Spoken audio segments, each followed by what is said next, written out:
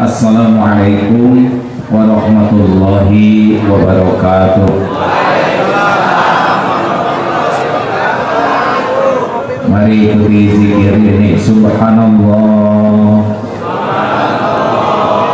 walhamdulillah, wala ilaha illallah, Allahu akbar, la haula wala quwwata illa billah al-aliyyil azim. Allahumma sholli ala sayyidina Muhammad wa ala alihi wa ashabihi ajma'in. Mudah-mudahan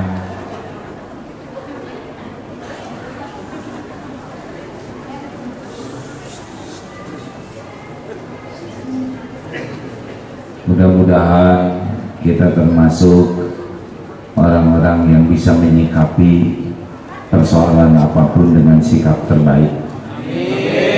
Kalau saya lihat dari depan, ini wajahnya ada kemiripan, ini wajah-wajah banyak masalah. Benar atau benar? Banyak masalah, baik atau buruk? Tergantung. Kalau benar menyikapinya baik, kalau salah menyikapinya buruk. Hidup ini adalah perpindahan dari satu masalah ke masalah lain. Masalah tidak ada yang membahayakan. Yang bahaya salah menyikapi masalah.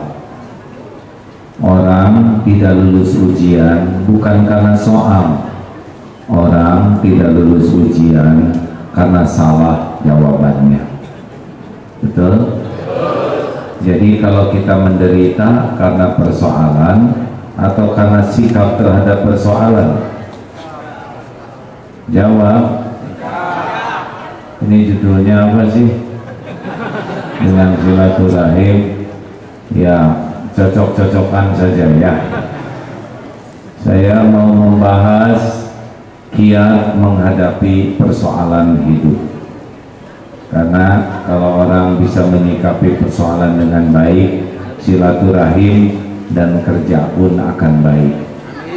Ini sound systemnya jelas tidak nih?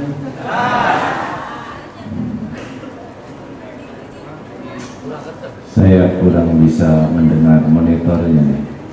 Ada monitornya ini? Tes. Ya, tolong monitornya ya.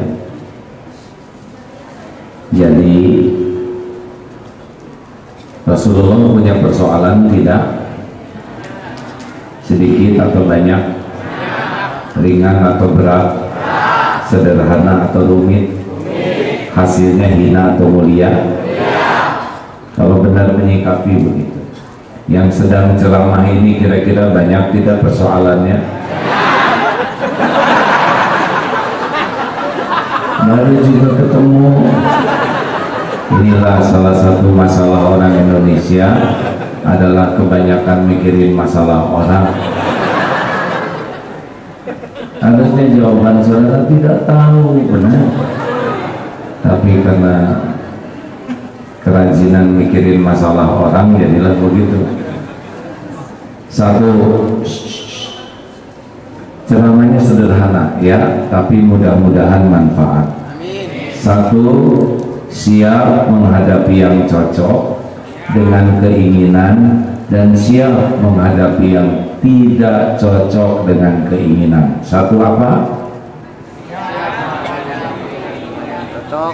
Tuh kan, boro-boro ngadepin masalah. Satu, siap menghadapi yang cocok dan siap menghadapi yang tidak cocok. Satu apa?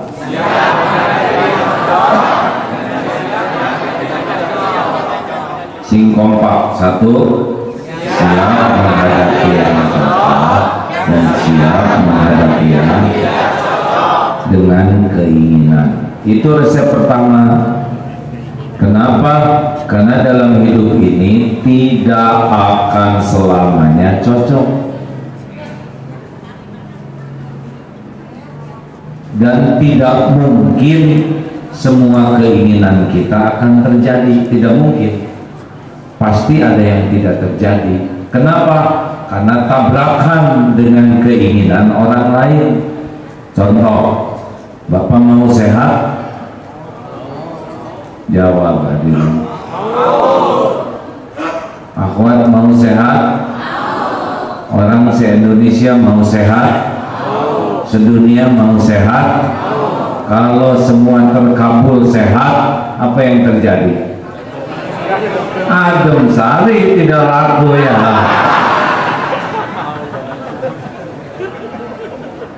Dokter, perawat, rumah sakit, apotek, farmasi, fakultas kedokteran, banyak yang jadi korban kalau semuanya sehat. Harus ada yang sakit, karena sakit juga bagian dari karunia. Dengan sakit berguguran dosa, dengan sakit bisa evaluasi diri, dengan sakit bisa silaturahim, dengan sakit doa seperti doa malaikat, dengan sakit kita tahu orang-orang yang baik yang mengurus kita. Makanya pilkada itu jangan sampai berantem, karena kalau sakit pasti yang nengok teman, bukan gubernur. Betul tidak? Saya harus hati-hati menggunakan tangan. Kalau gini sangka satu, ini sangka tiga. Lagi serba salah gerakan tangan. Jadi siap menghadapi yang cocok dan siap menghadapi yang tidak cocok, karena tidak akan terjadi semuanya. Coba yang ingin jadi gubernur, pasti 3 nggak jadi, betul? 3 pasang maksudnya, jadi bukan nomor 3, serba salah ya. Pasti 3 pasangan tidak jadi. Yang jadi, oh nyebut 1 salah lagi. Nah, saya nggak akan ngomong pilkada, serba salah. Diam, hadirin, teruskan. Jadi kita harus tahu surat Al-Baqarah ayat 216. Nih bagi yang gagal-gagal, ini dalilnya. Menurut kita gagal, padahal belum tentu buruk menurut Allah. A'udzubillahi minasyaitonirrajim. Wa 'asa an takrahu syai'an wa huwa khairul lakum. Boleh jadi engkau tidak suka, padahal baik menurut Allah bagimu. Wa 'asa an tuhibbu syai'an wa huwa syarrul lakum. Boleh jadi engkau suka, padahal jelek menurut Allah bagimu. Wallahu ya'lamu wa antum la ta'lamun. Allah Maha tahu, kalian tidak tahu. Makanya hidup ini jangan sok tahu. Digigit anjing baik buruk? Sok tahu. Ada yang doa minta jodoh, ya Allah saya belum nikah, pengen jodoh, hanya engkau yang ngatur jodoh. Allah dengar tidak? Keluar dari rumah langsung ada yang melirik, tanpa rasa malu dia ngedeketin dan langsung menggigit betis. Ya Allah saya minta jodoh, kenapa yang datang anjing betina? Bawa ke dokter, kata dokter lukanya agak dalam, bawa ke rumah sakit. Sampai di rumah sakit, hari berganti waktu, lambat laun tahulah rahasia takdir. Ternyata jodohnya perawat gitu. Jadi digigit anjing tuh bagian dari terkabulnya doa. Kenapa? Karena jodoh dia adalah perawat. Supaya ketemu dengan perawat itu digigit anjing, sebab perawat ini bagian gigitan anjing. Jadi takdir tuh belok-belok hadirin. Tapi ya ikhwan, kalau mau cari jodoh tidak perlu nyari, karena tiap orang garis takdirnya beda-beda. Juga kalau dia gigit anjing jangan dulu bahagia ya, belum tentu jodoh, mungkin rabies. Saya tidak nyangka begini. Cita-cita ini kan orang tua TNI, cita-cita masuk akabri, tapi tidak jadi karena asa kurang tinggi. Dulu sakit hati, sekarang tidak jadi TNI, malah jadi ternyata gagal masuk akabri itu lebih baik bagi saya, karena ada takdir lain yang harus saya jalanin. Mengerti? Halo, mengerti tidak nih? Jangan berburuk sangka terhadap takdir. Tugas kita ini bukan ngatur Allah. Tugas kita ini 3. 1. Meluruskan niat. Ulangi. 2. Menyempurnakan ikhtiar. 3. Pasrahkan dengan tawakal. Sudah selesai. Apalagi yang menguasai takdir itu Allah. Yang kita inginkan belum tentu yang terbaik. Makanya akhwat, kalau nanti ada menjelang nikah dibatalkan oleh calon suamimu, baik atau buruk?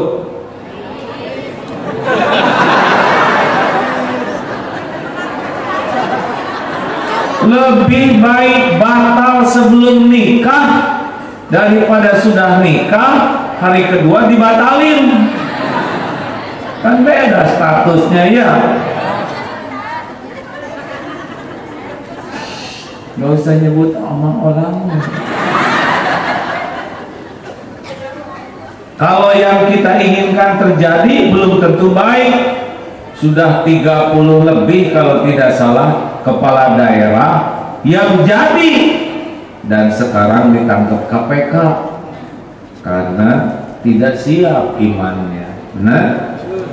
Makanya jangan suka rewel. Niat yang lurus, ikhtiar ibadah sempurnakan, pasrahkan. Kalau baik sing jadi, kalau nggak baik nggak usah. Begitu dalam hidup mah. Karena niat adalah ibadah, ikhtiar adalah ibadah, tawakal adalah ibadah, tapi takdir Allah yang menentukan. Surat apa tadi? Al-Baqarah ayat 216. 2.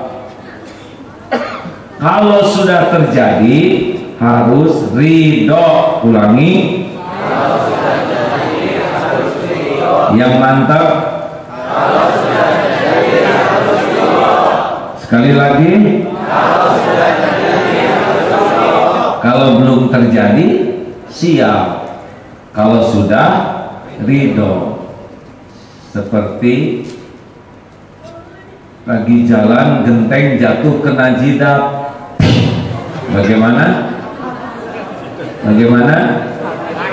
Benyol. Kalau udah ketimpa, terima. Tidak boleh mengatakan saya tidak terima.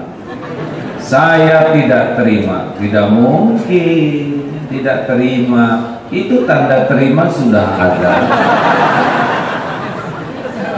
Tahu orang yang stres itu yang kayak apa? Orang stres itu orang yang tidak mau menerima kenyataan, atau dengan kata lain tidak mau menerima takdir yang ada. Terima kalau nasi jadi bubur, terima sambil cari cakwe, ayam, kacang polong, kerupuk, kecap, seledri, bawang goreng, sambal, gepuk, bakakak ayam, dan soto. Serius, tadi kesini nih salah jalan, salah belok, terima, dan nggak diterima juga nggak bisa balik lagi. Tinggal telepon ke panitia, panitia kami salah belok, panitia yang nyari kami, kan beres, selesai juga kan masalahnya, betul? Siapa yang stres? Yang stres adalah yang paling tidak nerima kenyataan, yang tidak nerima hidung yang ada, tiap ngaca stres, hidung putih. Tidak nerima kulit yang ada, tiap lihat kulit stres. Yang paling sengsara adalah orang yang paling ingin kelihatan lebih dari kenyataan, ingin kelihatan langsing, tahan napas seharian, ingin kelihatan putih, direndam semalaman, ingin kelihatan awet muda, pakai jepit-jepitan jemuran. Yang enak dalam hidup, just the way you are. Apa artinya? Dilarang merokok.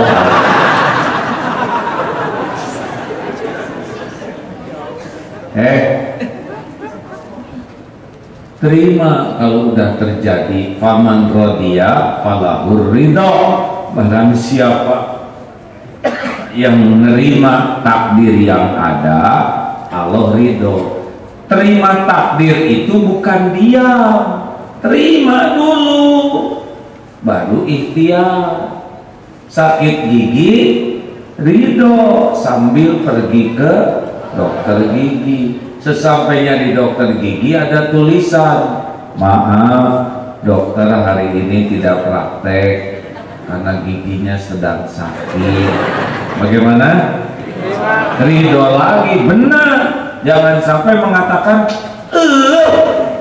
tahu gini saya nggak akan pergi, stres. Bagaimana nggak pergi, udah nyampe belok kiri kanan kanan, tiba-tiba macet. Coba tadi ke kiri, stres. Udah jelas dia di kanan ya. Pernah dengar nggak orang kayak gitu? Nah itu kan orang stres. Terima hadirin, terima takdir yang ada ya, sambil ikhtiar ke takdir lainnya. Orang yang enggak nerima takdir itu menderita, tidak akan bisa ikhtiar karena kegulung. Orang nasi jadi bubur, kamu sih airnya kebanyakan, udah saya bilangin ini kompornya nggak nyala, ngomong tetap bubur, benar? Ya sudah, sekarang nasi jadi bubur, gimana caranya supaya kita nikmati? Udah, jadiin aja bubur ayam spesial. Enak hidup ini hadirin. Hidup ini pasti berwarna. Kantor ini indah karena berwarna. Coba sewarna hitam, ini horor. Apa produk di sini tuh namanya? Adem sari. Nah, jadi adem hitam hadirin. Taman indah karena berwarna. Yang azan ngaji indah karena suaranya berwarna, benar? Hidup juga indah karena hidup ini berwarna. Sehat, sakit, ada, tiada, dipuji, dicaci, gembira, sedih, itu warna hidup. Baru menyenangkan. Nggak mungkin hidup monoton, nggak rame. Tes, nih udah pada nikah belum sih?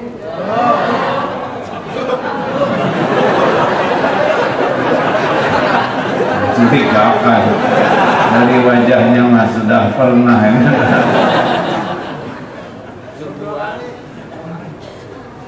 Dengerin, coba nanti kalau udah nikah masak buat suami. Mas, tak masakin tak buatin karedok spesial ya. Masya Allah, dasar istri pinter. Ini karedok terenak sepanjang sejarah hidup saya. Hari pertama, besok bikin lagi karedok. Mas, ini masih dibuatin karedok. Oh, karedok yang kemarin. Tahu istri mah kesenangan saya. Sini. Udah berkurang tuh pujian. Hari ketiga, Kang, ya makan sama karedok ya. Oh, karedok. Ini. Hari keempat, Kang, makan sama karedok yuk. Karedok. Coba hari kelima, Kang, ayo makan karedok. Karedoknya sama, tapi hari yang bisa membuat kita jadi bosan, betul? Saudara sudah tahu belum, ini hanya kisah aja. Ternyata mana yang bikin orang emosional? Makan daging atau makan tempe? Yang membuat orang jadi pemarah? Tempe. Di sebuah penjara, ini penjara ada 2 kamar. Ini kasih tempe, ini kasih daging ayam. Besoknya ini kasih tempe, ini kasih gepuk. Lusanya ini tetap kasih tempe, ini dikasih sate. Yang marah yang ini ternyata tempe itu. Tempe sih. Mengerti enggak? Jadi yang bikin marah teh apanya? Monotonnya itu. Jadi hidup monoton teh enggak rame. Sekali-kali dimarahin istri, ya. Ya kalau istri senyum seumur hidup juga ngeri, ya. Benar? Saya mah udah nyobain, dipuji rame-rame udah, dicaci maki rame-rame udah. Sekarang saya ngerti bagaimana caranya menghadapi dihina orang. Ternyata biasa aja tuh kalau udah dilatih, ya. Kalau dulu zaman dipuji-puji nggak tahu bagaimana caranya menyikapi yang nyakitin. Kalau sekarang udah ngerti, makanya mau dihina di apa-apa sok we, nggak ada urusannya. Mau ngapain saya sakit hati, nggak ada kerjaan. Tuhan saya kan Allah, bukan mulut orang. Mau sampai jeding, jeblek, menghina, nggak ngepek, men. Rezeki saya mah diatur oleh Allah, bukan oleh mulut orang. Enak kan? Mau ngapain? Sakit hati nggak dihina. Mau ngapain sakit hati? Nggak ada urusan antara mulut orang dengan hati saya. Hati saya membuat Allah, ngapain capek-capek mikirin mulut orang? Saya juga punya mulut sendiri. Mending mikirin mulut saya. Ya. Ini tuh baru bisa ngomong sekarang. Belum nggak bisa. Makanya berkah. Dulu ya tahun 2000 kan hebohnya 2006 akhir. Udah heboh. Nih ya, waktu puncak populer duniawi. Dulu kan agim gitulah hampir di tiap TV. Itu beasiswa dari Darut Tauhid itu paling setahun 10 miliar. Sekarang sesudah dihina dicaci, tahun kemarin kami menyalurkan beasiswa 108 miliar, 11 kali lipat. Perputaran ekonomi Darut Tauhid dulu setahun paling 20-30 miliar, 40 miliar. Tahun kemarin Darut Tauhid hampir setengah triliun, ya kan? Itu teh berkah dihina. Gara-gara dihina evaluasi diri, gara-gara dihina evaluasi tujuan hidup, evaluasi pesantren, evaluasi akhlak. Jadi nemu kekurangan dan kesalahan, dia diperbaiki, jadi untung. Makanya saya tidak sakit hati kepada yang menghina, karena sudah jadi jalan bisa memperbaiki diri. Terima kasih.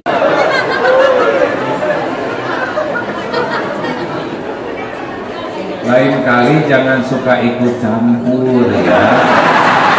Urus suami masing-masing. Itu aja nggak keurus. 3 sudah 12 tahun yang lalu itu.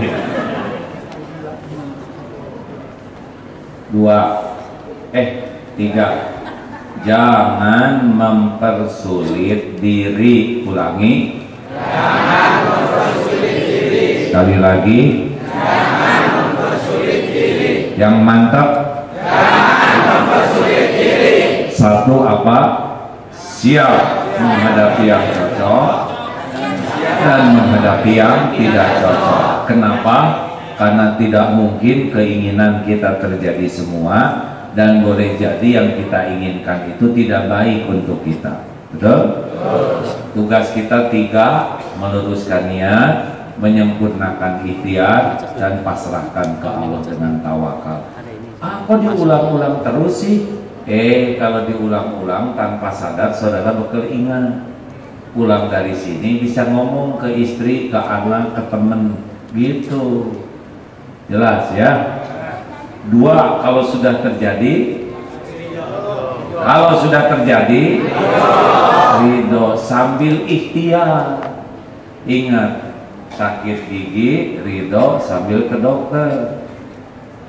Nasi jadi bubur, terima sambil ikhtiar.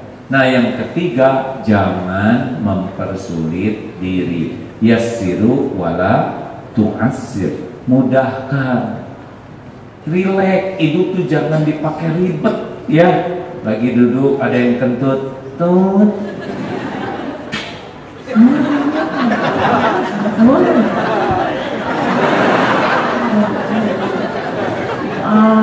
Hanya sekedar kentut, benar. Coba sekarang kita jengkel, gimana? Dia masuk lagi enggak? Tapi aku cium, dikeluarin lagi bisa enggak? Aku udah nyerap ya kan? Relax. Tut. Alhamdulillah, telinga saya masih normal, bisa mendengar suara selembut ini. Tiba-tiba bau. Alhamdulillah, hidung saya masih sensitif, bisa mencium bau karbit.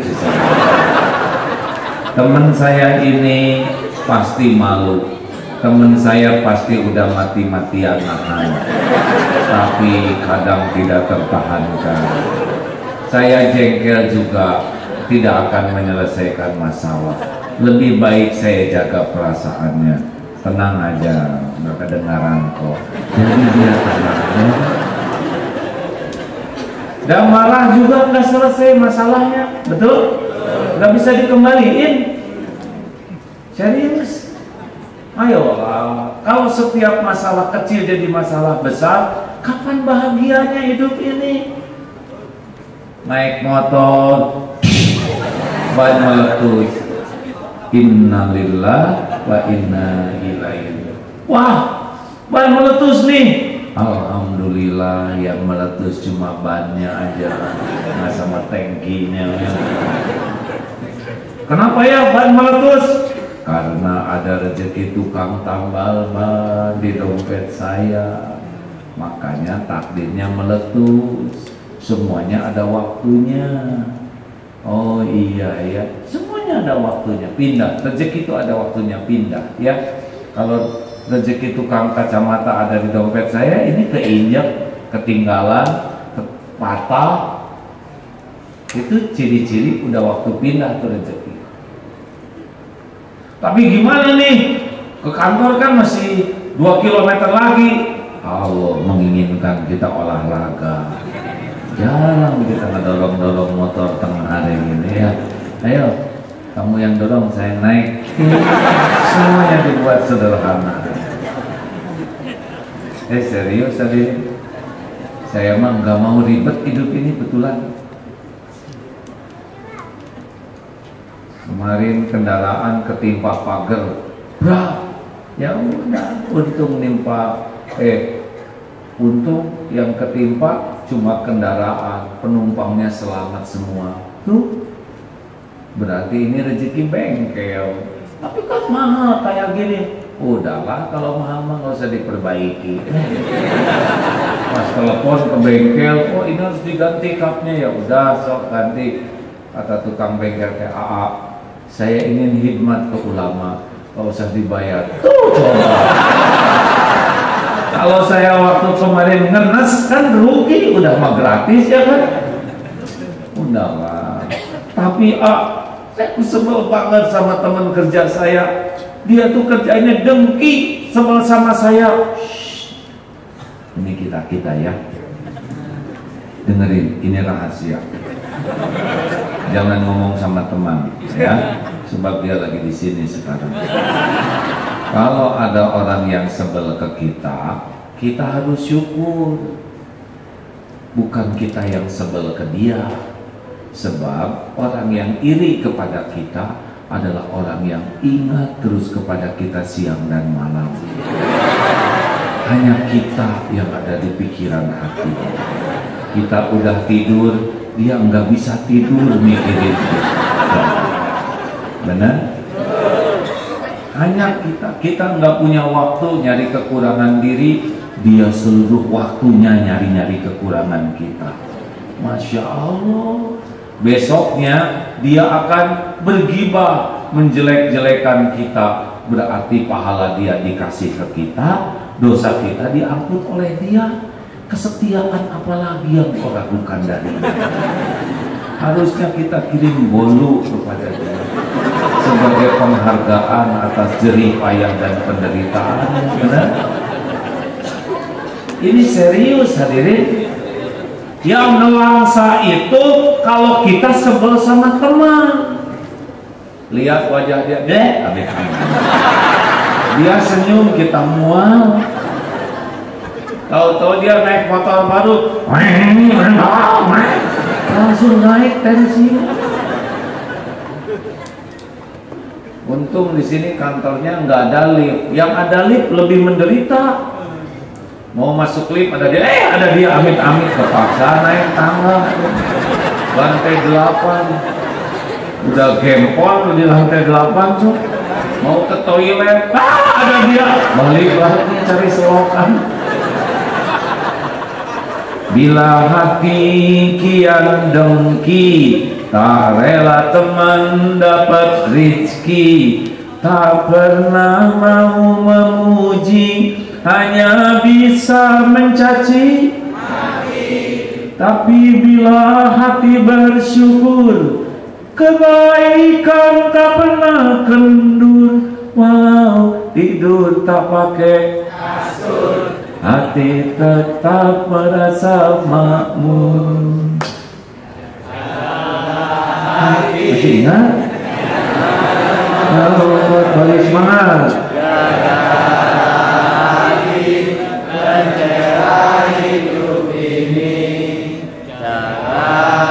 Semangat.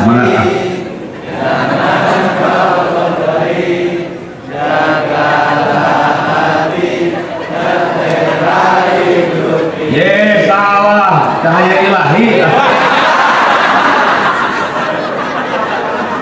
Ini lagu kebangsaan 12 tahun gak berkumandang. Teman-teman, relax ya. Jangan suka sebel ke orang lain. Apalagi kalau dikontrakan sebel itu sama teman kita, capek-capek belanja. Oh, ada dia terpaksa keliling, pegang sebelah, masuk selokan. Maaf, saya emang nggak mau sebel. Mau ngapain sebel sama orang? Sedang yang ngebagiin rezeki siapa? Allah. Yang ngangkat derajat siapa? Allah. Yang ngasih pahala siapa? Allah. Ngapain kita pusing-pusing mikirin keburukan orang ke kita? Betul tidak? Justru orang-orang yang nyakitin kita ladang pahala bagi kita untuk kita maafkan. Idfa billati hiya ahsan, tolak keburukan dengan cara yang lebih baik. Gitu hadirin. Kalau hati sebel ke orang, kita yang menderita.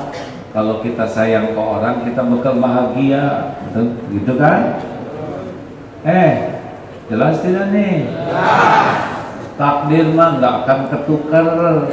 Jangan suka iri satu sama lain. Jangankan sepabrik, seibu sebapak aja beda-beda takdir tuh, benar? Makanya udahlah, relax.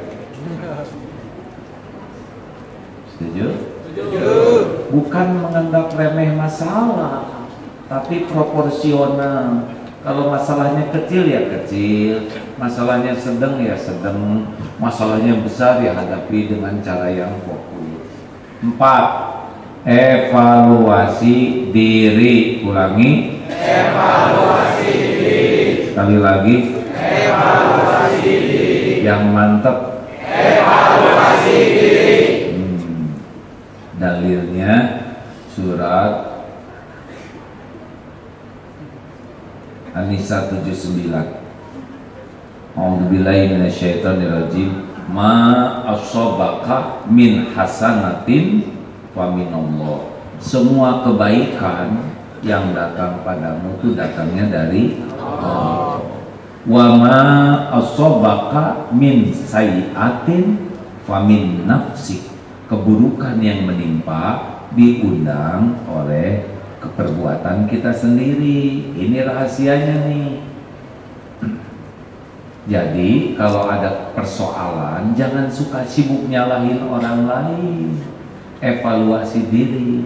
Ini ada santri udah berkeluarga, lagi makan sama istri dan anaknya. Nah si pelayan restoran itu cakep, sambil makan. Selesai makan adzan maghrib, mau ke musola, nabrak pintu kaca, ada tulisan awas kaca. Pintu nutup ditabrak, udah sakit, malu. Sholat nangis terseduh-seduh. Kenapa? Ya Allah, ini karena dosa saya. Saya duduk sama istri saya, tapi mata saya malah jelalatan sama yang tidak halal. Astagfirullah. Pernah di Mekah ada waktu umroh, ibu-ibu menangis. Saya tanya, kenapa menangis terus bu? Saya ditegur oleh Allah. Bagaimana ibu tahu ditegur Allah? Tadi saya pulang dari masjid, ada merpati berak kena kening saya. Padahal lapangan segitu luasnya, kepala segini kecil, kesini ini susah. Merpati ngotorin kening tuh nggak gampang. Pertama lintasan harus sama, benar? Oh iya, beda lintasan nggak kena. Yang kedua percepatan, antara kecepatan terbang dengan kecepatan jalan harus berimbang. Yang ketiga sudut elevasi, antara pantat merpati dengan jidat, derajatnya harus presisi. Selisih beberapa derajat tidak pernah loh, benar? Yang keempat kecepatan angin. Kalau angin cepat menting dia. Dan yang kelima adalah tingkat kemulesan merpati. Coba siapa yang bisa ngatur sempurna itu selain Allah? Nah si ibu ini ngerti. Astagfirullah. Langsung ganti mukena, pergi lagi ke masjid. Ya Allah, saya ngaku otak saya kotor terus, pikiran saya kotor. Ini masalah tuh dibawanya ke evaluasi diri. Dompet hilang, jangan ngambek sama copet. Copet kurang ajar, udah pasti. Kalau dia soleh mah nggak nyopet. Pertanyaannya, kenapa saudara yang kecopetan? Evaluasi diri. Kalau sibuk mikirin copet, nggak ada evaluasi diri. Yang penting mah kita yang berubah. Kenapa saya ditakdirkan hilang? Dosa apa nih? Oh iya, saya memang jarang sedekah. Kamu suka sedekah? Sedekah tiap Jumatan. Berapa? 1.000. Sekali Jumatan 1.000. Sebulan 4.000. Setahun berapa? 48.000. Padahal dia suka ngerokok. Sekali ngerokok 20.000. Sebulan 600.000. Setahun 7.200.000 rokok dibakar. Jumatan 48.000. Merokok 7.200.000. Jumatan 48.000. Merokok 7.200.000. Jumatan 48.000. Merokok, siapa Tuhannya? Allah atau rokok? Lihat, dia lebih banyak berkorban untuk rokok daripada untuk Allah. Dia lebih ingin dekat dengan rokok daripada ingin dekat dengan Allah. Makanya tidak ada cerita para perokok itu hidupnya tentram, tidak ada.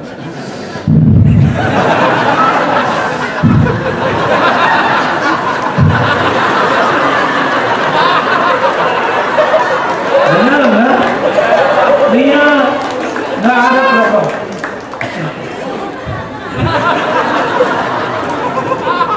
Lihat wajah perokok itu enggak.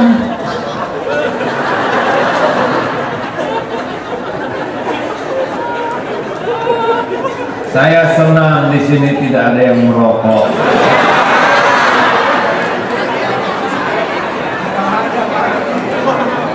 Saya tuh heran lihat yang merokok nih, kayak yang tidak ada kerjaan.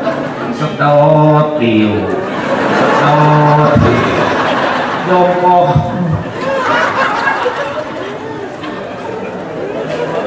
Apa?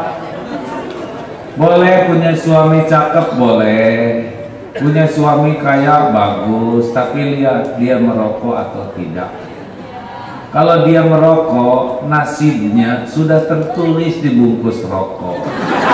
Rokok dapat menyebabkan kanker, serangan jantung, impoten, gangguan kehamilan dan janin. Jelas itu, ya. Nggak mungkin itu ditulis di sana bohong. Kalau bohong bisa didakwa itu perusahaan rokok. Itu jujur. Pernah ada cerita karyawan pabrik nanya sama bosnya di pabrik rokok, bos punya pabrik rokok, tapi bos kok nggak merokok? Kenapa bos? Pakai dong matanya. Pakai dong matanya. Baca. Merokok dapat menyebabkan kanker, serangan jantung, impoten, gangguan kehamilan. Mau apa kami jadi orang kaya kalau kami penyakitan, jantung, kanker, impoten? Mau ngapain? Tapi kenapa bos masih tetap bikin rokok? Rokok tuh dibikin buat yang nggak bisa baca, ngaco.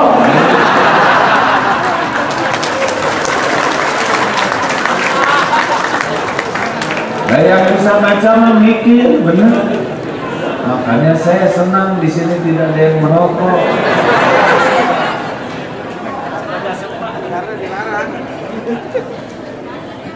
Oh, kok itu ada ustadz yang merokok? Oh, sesama biskota saling mendahului. Saya mah tidak mau mengomentari ustadz lain yang merokok, tapi siapa panutan kita? Rasulullah Shallallahu Alaihi Wasallam. Kebayang tidak Rasulullah merokok? Gak akan kuat kita membayangkannya, karena beliau itu warok, sangat hati-hati. Jangankan yang haram, jangankan yang makruh, yang mubah juga hati-hati. Apakah para sahabat perokok kira-kira di Masjid Nabawi? Sayyidina Abu Bakar, Umar, Utsman, Ali, ada asbab gitu. Kebayang tidak? Jawab. Gak ada lihat yang pernah umroh haji, gak ada di dalam masjid asbab. Kalau itu baik pasti dicontohin, benar? Mikir, men. Saya kasihan lihat yang merokok tuh. Karena ada kemungkinan kematiannya itu diakibatkan rokok. Kan orang akan dimatikan oleh Allah dalam kebiasaannya. Setelah wafat karena tertelan rokok, berikut korek api dan asbak.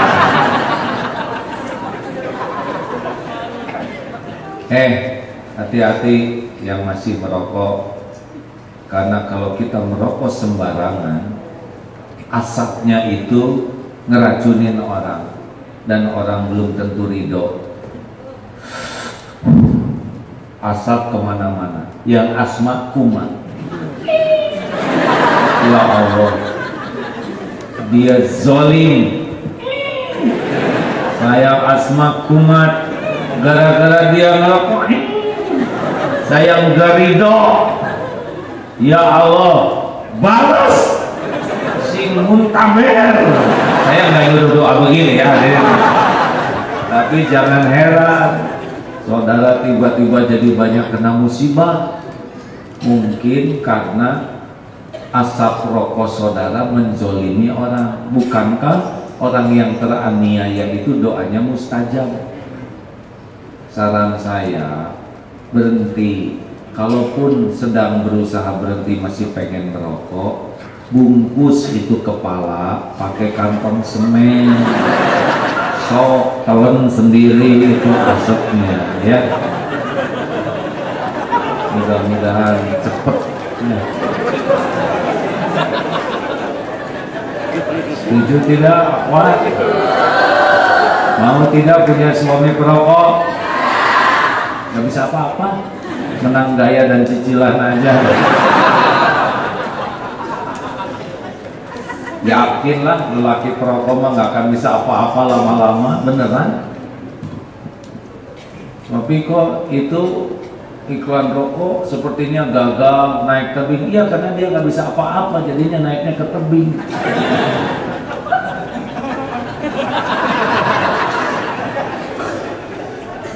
Pada stres ya rokok. Pokoknya kalau ingin lihat lelaki impoten lain rokok itu, jadi sederhananya gitu aja. Kenapa jadi melotot begini sama saya? Nggak usah ngomongin orang. Evaluasi diri. Mana yang harus sabar? Istri atau suami? Istri atau suami? Dua-duanya.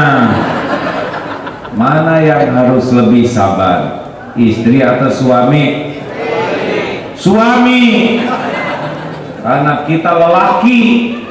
Lelaki itu kepala keluarga, pemimpin yang tanggung jawab untuk memberi contoh, mendidik, melatih keluarganya. Lelaki, dengerin, seburuk-buruk lelaki dalam Islam adalah lelaki yang kasar kepada istrinya. Gak boleh.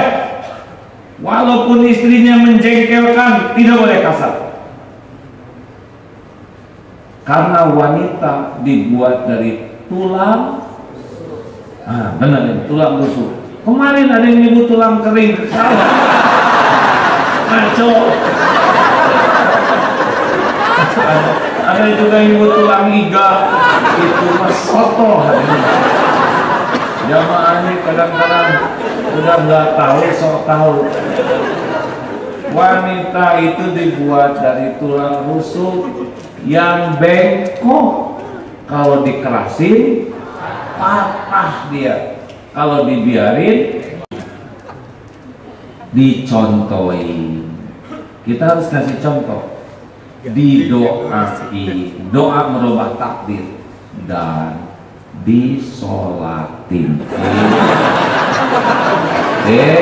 Bukan sholat jenazah, sholat tobat, karena kita yang tanggung jawab.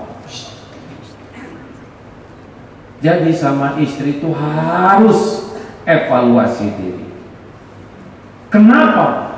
Karena wanita emang gitu, suka nggak jelas.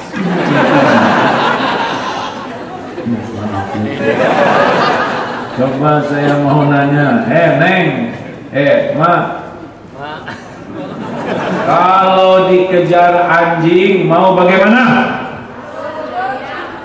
Kalau dikejar anjing lari.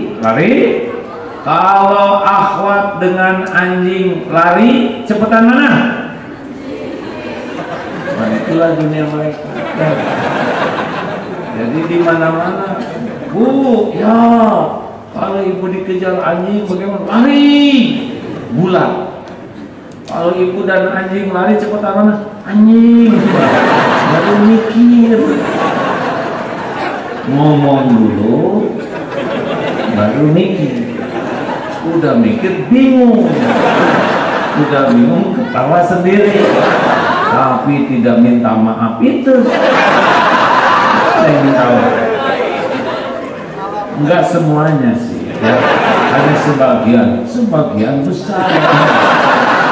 Akhwat, maukah punya suami yang jujur? Mau, ya. Siapkah kalau suami mengatakan yang sejujur-jujurnya? Percaya. Cepat perubahan. Bilangan detik loh, Pak. Maukah punya suami jujur? Mau. Apakah siap? Tidak. Yang ngomong mau dia. Jelas akhwat harus mengerti, ya. Dan yang harus lebih mengerti kita sebagai lelaki. Tenang. Pokoknya ngadepin istri mah kalem. Denger, tapi jangan masukin ke hati. Karena pasti robah-robah. Pak, iya Bu. Hari Ahad besok kan ada kondangan. Oh iya benar. Ibu pakai baju yang mana ya Pak ya? Atau silakan pilih baju yang paling cocok, yang paling nyaman, pilih sendiri. Ih, suami teh ditanya malah nanya lagi. Berapa? Segitu solehnya kita tuh.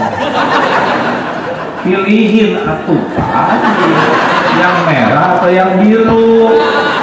Sok atuh Bu, yang biru teh suka bagus ini. Tapi kan merah juga keren loh Pak. Keren,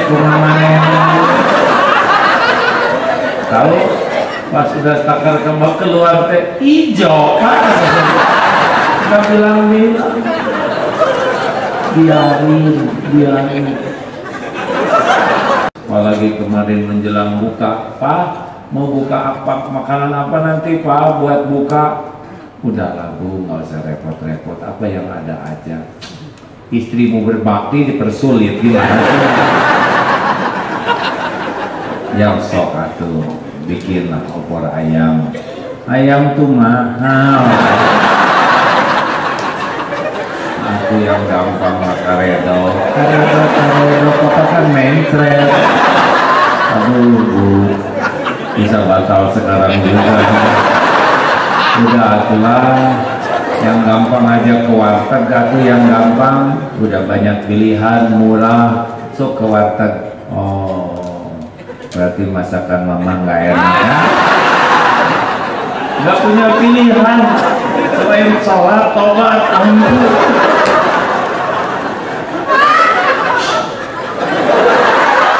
Bapak tenang, kami juga paham ya. Kami paham istri Bapak begitu. Mereka kasih satu lagi ceritanya. Papa jaga pandangan. Kita mau ke undangan. Setiap yang ke undangan dandan loh Pak. Tapi ingat, yang halal cuman istrimu Pak. Saya yang siap. Jangan ngelawan, diam. Ibu teh kok curiga aja. Bagaimana nggak curiga? Oh, rame lagi, panjang lagi.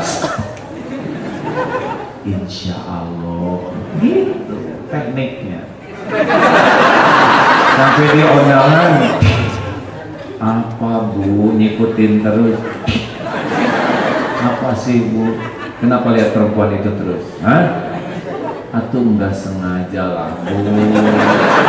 Nggak sengaja. Ibu kan lihat dari tadi, ha? Berapa kali Papa ngeliatin dia? Hah? Emang dia sama saya cakepan siapa Pak? Cakepan siapa? Atuh Bu, cakepan Ibu. Oh. Nggak percaya dia. Karena dia sadar,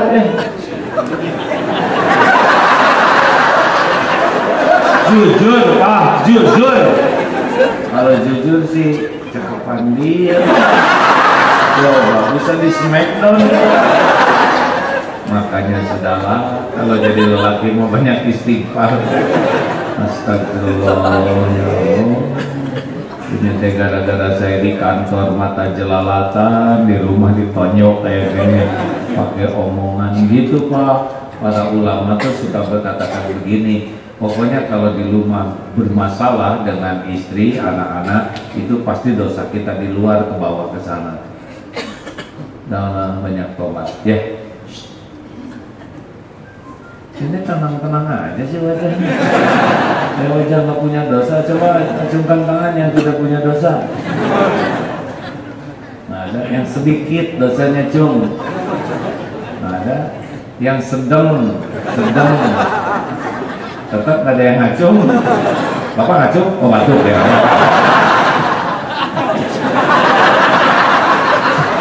Mau ngacung, gak ada yang percaya. Acungkan tangan jujur yang merasa banyak dosa. Itu kenapa Bapak nggak ngacung? Karena saya banyak sekali dosa. Hadirin, kita tuh terancam oleh dosa kita Pak. Kalau kita nggak banyak tobat, pasti tuh balik ke kita tuh. Nggak bisa enggak. Dengar kemarin yang oplosan mati. Gini ya, Allah tuh maha baik. Kita kan banyak dosa, tapi kita masih ditutupi dosa dan aibnya. Kayak saya gini ya, saya diundang ke sini bukan karena saya sudah soleh, bukan karena saya sudah jadi orang baik. Saya diundang karena Allah nutupin aib saya, dosa saya, keburukan dan kekurangan saya. Makanya saudara mau dengerin, kalau saya dibuka aibnya pasti bubar. Nah mumpung ditutup aib, tobat, jadi dihapus. Sama, kenapa bapak-bapak dihargai istri? Karena istri kan nggak tahu kelakuan bapak yang sebenarnya.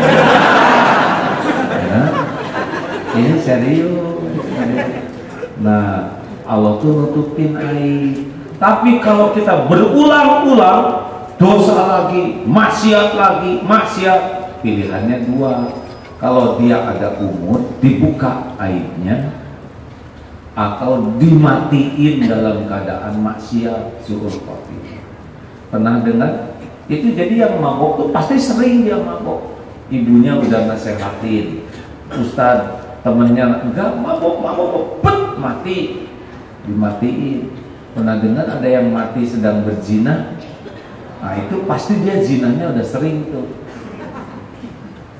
Atau ada yang dibuka aibnya, bapak itu ketangkap basah, kepergok lagi berzina, itu pasti sering. Karena Allah biasanya memberi kesempatan orang tua seperti kita ini, benar? Pernah lihat koruptor yang ketangkap pasti sering. Kalau udah maling lagi, rezeki udah cukup, maling terus, kasih tiang, teng. Saya nggak ngomongin orang, saya ngomongin tiang. Sama kita juga nih. Kalau pulang dari sini nggak banyak tobat, pacaran lagi, buka HP maksiat lagi, gampang, tinggal dirusakin aja HP-nya oleh Allah. Pas diperbaiki, semuanya disaksikan Allah. Kalau Allah mau membuka aib kita, kebuka. Kenapa jadi melotot gini sama dia? Ngomong itu melotot, ngomong ini melotot, besar banyak dosa ini. Jadi pada tegang begini, nggak ada yang tersembunyi. Orang yang selingkuh, orang yang pacaran itu mah disaksikan oleh Allah dan mudah bagi Allah membuka apapun juga. Yang kebongkar tuh ya Allah aja yang ngebongkar. Tobat. Allah, ini ceramah teh ketawa-ketawa tapi nyiksa. Saudara tahu kenapa ceramah ini ketawanya enak? Karena ngetawain diri sendiri, tahu? Dan saya mah nggak ngobrolin orang, selain ngobrolin diri kita, betul? Terakhir, cukuplah Allah sebagai penolong kita. Ulangi. Cukuplah Allah sebagai penolong kita. Sekali lagi. Cukuplah Allah sebagai penolong kita. Yang mantap. Cukuplah Allah sebagai penolong kita. Kenapa cukuplah Allah? Karena selain Allah, la haula. Apa artinya la haula wala quwata illa billah? Tiada daya, tiada kekuatan kecuali dengan izin Allah. Nih, semua yang hadir akan memberi kepada saya satu butir nasi, digotong oleh semua. Tapi Allah tidak menghendaki saya dapat nasi. Sampai nggak kepada saya? Sampai tidak akan terjadi. Bergabung jin dan manusia mau ngasih sesuatu, kalau Allah tidak izinkan, enggak bisa. Bergabung jin dan manusia mau mencelakakan, tapi Allah enggak menghendaki saya celaka. Celaka tidak? Celaka tidak? Tes, lempar Pak, pakai botol, pakai HP, sepatu, kardus, apa aja, bebas. Depan, samping, belakang bebas. Siap.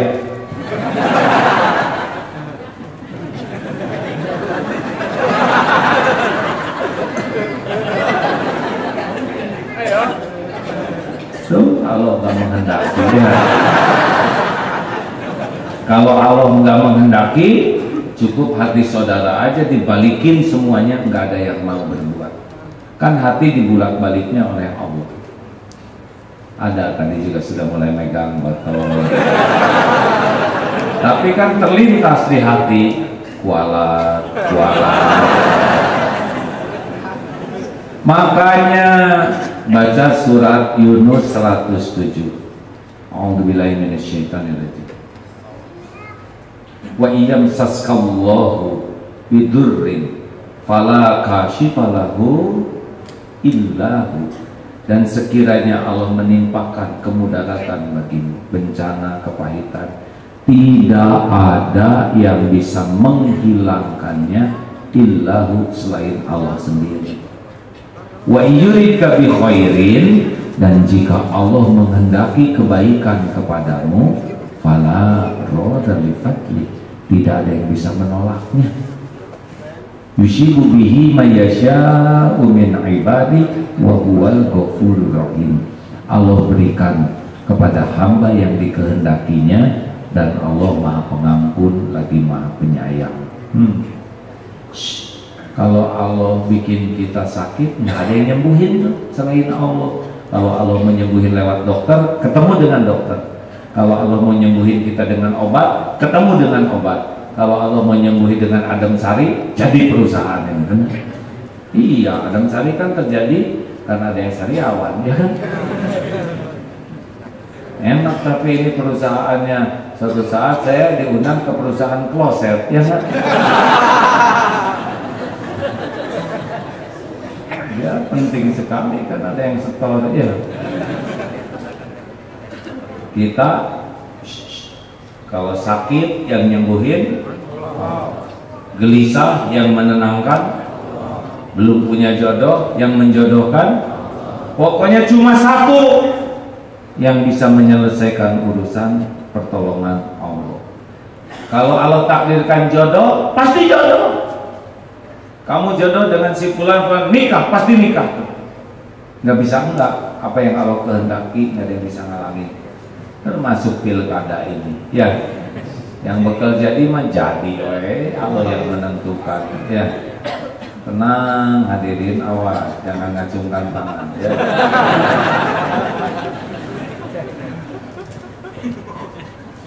Ini begini lihat jari jempol tuh, jadi kayak siang begitu hadirin. Tenang hadirin, pokoknya saudara harus yakin nikmat dari Allah, musibah tidak ada yang hilangin selain Allah.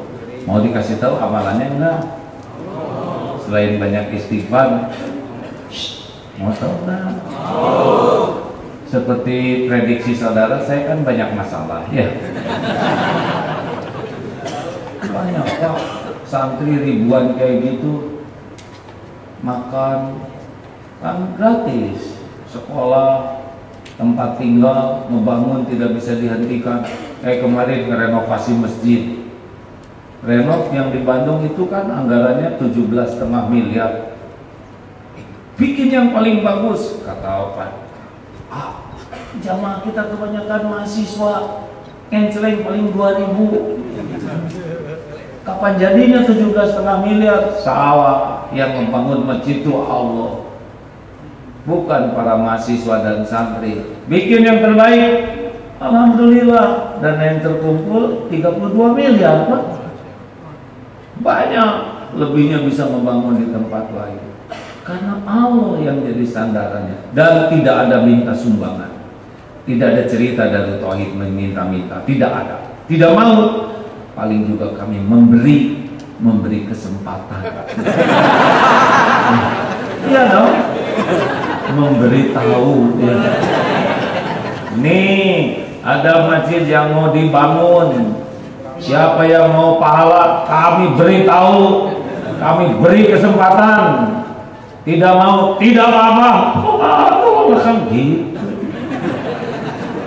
karena yakin Allah yang membangun gitu. Jelas. Jangan suka minta-minta aib, minta maka Allah, minta ke makhluk bikin sakit hati. Akhwat, kalau nanti udah nikah atau yang udah nikah, jangan terlalu cinta sama suami itu. Apalagi model-model gini mah. Serius. Akhwat, dengerin. Siapa yang menciptakanmu? Jawab. Siapa yang ngasih rezeki? Siapa yang memberi kebahagiaan? Siapa yang ngasih pahala? Siapa yang bisa ngampunin dosa? Siapa yang punya sorga? Terus suami apa? Cuma bebek. Jangan terlalu cinta, serius. Kalau terlalu cinta dia menderita. Saya tidak mau istri-istri saya, maafnya disebut 2 kali. Kalau sekali teh asa kurang lengkap. Sudahlah, jangan usil ya. Kesuksesan seorang suami adalah mendidik istrinya lebih mencintai Allah daripada kepada dirinya, lebih berharap ke Allah daripada berharap kepada dirinya, lebih takut ke Allah daripada takut. Dia bakal bahagia karena dia akan disukai Allah. Benar? Kita hidup, kita mati, dia tetap terjamin. Gitu, lelaki, ya, akhwat, jangan terlalu berharap sama suami. Ikhwan, jangan terlalu takut sama istri. Jangan beda kapling. Banyak itu teman-teman saya yang jenderal-jenderal, saya mau perang mah hayu, bertempur hayu, tapi ku istri mah ampun asli. Sampai ada kerajaan yang malu tuh rajanya. Saya merasa terhina. Saya dengar semua lelaki di negeri ini takut oleh istrinya. jujur, yang takut istri ke kiri saya, ke kanan saya, pada pindah Pak. Tapi untung ada yang pindah ke kiri. Saudara, saya salut. Saudara satu-satunya lelaki yang berani ke kiri. Bagaimana saudara jadi pemberani? Saya disuruh istri saya Pak.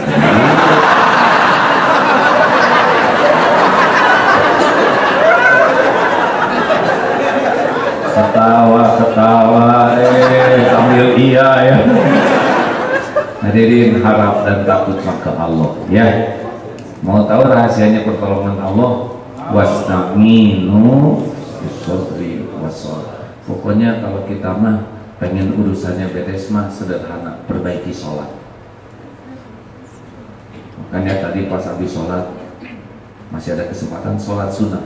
Bapak Ibu kalau ada masalah seberat apapun 40 rakaat, 17 fardu, subuh 2, duhur 4, asar 4, maghrib 3, isya.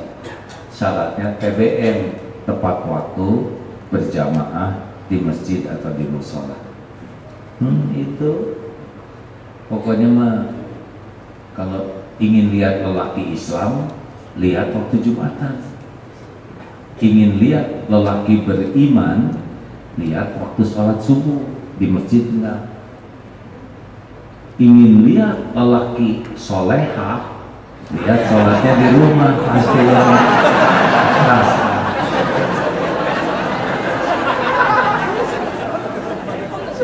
Iya, apa punya suami itu harus lelaki asli. Cirinya sholatnya di masjid. Kalau suami sholatnya di rumah terus, itu suami lelaki soleha.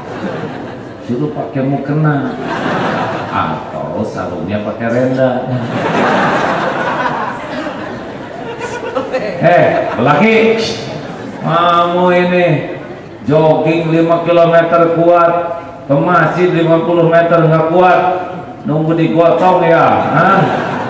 Maunya di depan imam aja sholat tuh, itu jenazah tahu. Rahasianya itu Pak, Bapak Ibu punya masalah, pengen ditolong Allah, sholat subuh. Kalau lelaki harus ke masjid, kalau perempuan boleh di masjid, boleh di rumah. Ayo, lelaki, ingat ya, yang sholatnya di rumah terus, ayo. Beli mukena sana. Dijahit. Tumis dia pakai mukena.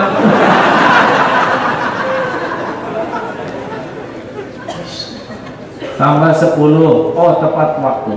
Ke kantor telat jadi masalah tidak? Sekolah telat anak jadi masalah tidak? Makan telat jadi masalah tidak? Sholat telat itu sumber masalah. Berjamaah di masjid plus 10 rawatib. Qobla subuh, ulangi. Qobla duhur, ba'da duhur, ba'da maghrib, ba'da isya. Ulangi.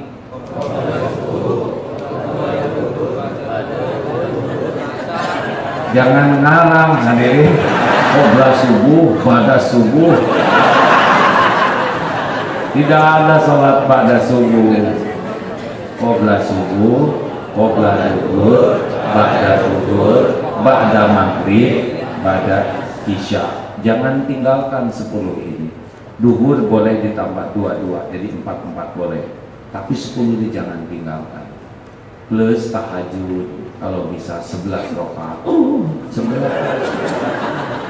Kalau nggak kuat 11, 2 saja lah ya. Udah 2 istirahat, kemudian 2 rakaat lagi, baru tambah 2, baru 2. Doa penghujung malam bisa merubah takdir plus duha 2. Tadi saya tidak sempat, di sana banyak tamu, di mobil sholat duha 2 rakaat. Kenapa? Supaya lengkap minimal 40 rakaat. Ya, nanti lihat urusan beres sendiri. Kalau kerja banyak sholatnya nggak produktif dong. Lihat saja, karena orang yang sholatnya bagus banyak pertolongan Allah, tidak bikin kesalahan. Ada Pak sebuah pabrik di Cimahi, Itu pabrik itu konsepnya bekerja itu nunggu waktu sholat. Itu tenang, ordernya banyak, kesalahannya dikit, kualitasnya sangat tinggi. Karena karyawannya itu pada tenang, Pak, nggak bikin kesalahan, happy, sambil kerja tuh sambil zikir. Ini pabrik jaket, Masya Allah. Nah, mudah-mudahan dengan kita siap, dengan kita ridho terhadap takdir, tidak mempersulit diri, evaluasi diri sambil banyak tobat, kemudian dekatin Allah dengan memperbanyak sholat, memperbanyak sedekah. Mau tahu satu kunci lagi? Banyak nolong. Wallahu fi aunil abdi makanal abdu fi auni akhi. Allah selalu nolong orang yang senang nolong. Kalau banyak masalah, langsung di otak ini perbaiki ibadah, banyak tobat, banyak nolong. Belanja berapa ini harganya? 8.000, bayar 10.000. Ini kembaliannya nggak usah. Ya Allah, wajah sih wajah bokeh, hati-hati oke. Keluar doa cari ke toilet, syuk, ada kecoa terpeleset, terlentang, diapain? Dasar zolim. Kecoa udah kecil telentang diinjek, nggak jantan banget. Kalau mau nginjek buaya telentang ya. Tolong, halo, lihat nggak kita nolong kecoa? Siapa tahu itu yang mendatangkan utang kita dilunasi. Kan ada cerita Nabi pezina nolong seekor anjing kehausan, diampuni dosanya, betul? Pas mau nyebrang, ada anak kecil mau nyebrang deh, seberangin. Mau nyebrang lagi ada kakek, ayo enggak deh, kakek belum dengar ya ceramah. Kita tuh harus nolong, apalagi saya lagi banyak masalah. Ayo, nggak mau kakek, ayo. Sampai di pinggir pakai tuh ngambek tuh. Mama ini nyiksa orang tua. Kakek ini gimana? Ditolong malah marah. Nolong apa kamu? Saya baru nyampe nyebrang. Artinya tanya dulu. Terima kasih saya harus berjuang karena tengah hari kayak gini ceramahnya, kalau terlalu syahdu kerek. Terima kasih kawan-kawan, jangan jauh dari ilmu ya. Manfaatnya ini saya nggak ngebagikan harta, nggak bagikan makanan, ngebagiin ilmu. Ilmu pupuk iman, ilmu pemandu amal. Kurang ilmu pasti kurang iman dan kurang amal. Jangan jauh-jauh dari majelis ilmu ya. Carilah ilmu yang membuat yakin ke Allah. Sebelum ilmu syariat, ilmu yakin harus kepada Allah. Terima kasih sekali lagi kepada teman-teman. Al-Fatihah. Bismillahirrahmanirrahim.